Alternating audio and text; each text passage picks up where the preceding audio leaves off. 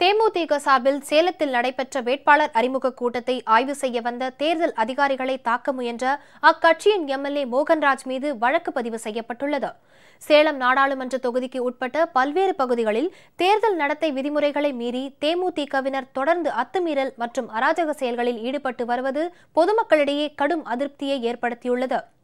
தேர்தல் நடத்தை விதிமுறைகளை மீறி கோவில்கள், தேவாலயங்கள், மசூதிகள் உள்ளிட்ட வழிபாட்டு தலங்களில் திமுக மற்றும் தேமுதிகவினர் தொடர்ந்து வாக்கு சேகரித்து வருகின்றனர். இவற்றை கண்காணித்து வரும் தேர்தல் ஆணையம் அக்கட்சியினர் மீது தமிழகம் முழுவதும் பல்வேறு இடங்களில் வழக்கு பதிவு செய்துள்ளது. அண்மையில் சேலத்தில் பிரபலமான ஜமாலியா பள்ளி வாசலில் வாக்கு சேகரிக்க முயன்ற தேமுதிக வேட்பாளரும் விஜயகாந்தின் மைத்துனருமான சுதீஷை அப்பகுதி மக்கள் ஓட ஓட விரட்டியடித்தனர்.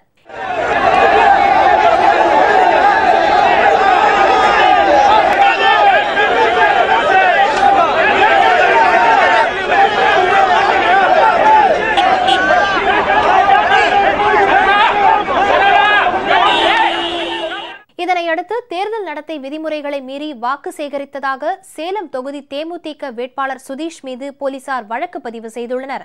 இந்நிலையில் சேலம் மாவட்டம் ஓமலூர் சட்டமன்ற தொகுதிக்கு உட்பட்ட காடையாம்பட்டி, ஓமலூர் ஆகிய பகுதிகளில் தேமுதிக சார்பில் வேட்பாளர் அறிமுக கூட்டம் தனியார் மண்டபம் ஒன்றில் நடைபெற்றது.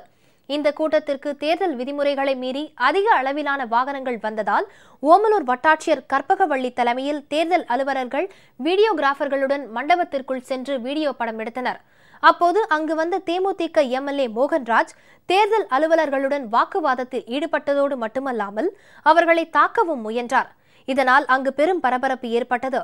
இது தொடர்பாக கோட்டமேட்டுப்பட்டி கிராம நிர்வாக அலுவலர் திரு மாரியப்பன் ஓமலூர் காவல் நிலையத்தில் புகார் அளித்தார். அந்த புகாரின் அடிப்படையில் தேர்தல் நடத்தை விதிமீறல், அரசு ஊழியர்களை பணி செய்ய விடாமல் தடுத்தல், அவதூறாக பேசுதல் ஆகிய பிரிவுகளின் கீழ் ஓமலூர் தேமுதிக எம்எல்ஏ மோகன்ராஜ் மீது காவல்துறையினர் வழக்கு பதிவு செய்துள்ளனர்.